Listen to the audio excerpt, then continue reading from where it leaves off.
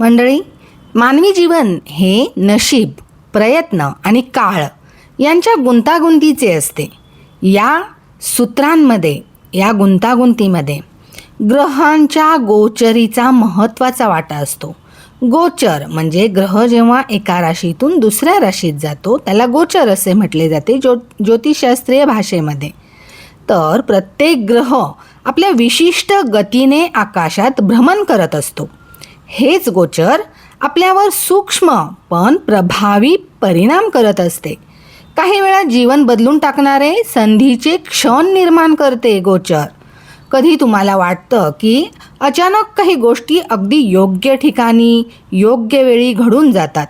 एखादी संधी मिळते, एखादा योग्य माणूस भेटतो, एखादी कल्पना आयुष्य बदलून टाकते. हे सगळं फक्त योगायोग नसतो.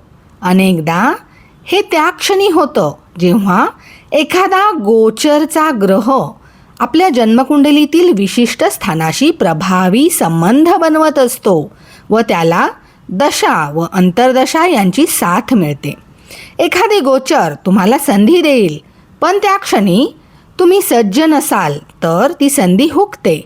म्हणूनच आयुष्यात संधी प्रत्येकाला येते, फक्त ती ओळखणं आणि त्याचा उपयोग करणं गरजेचं असतं. म्हणूनच तर विद्वान पंडिताकडून योग्य ठिकाणी जाऊन आपल्या कुंडलीचे विश्लेषण केल्यानंतर ह्या संधी आपल्याला समजतात आणि आपण त्याचा फायदा घेऊ शकतो. धन्यवाद.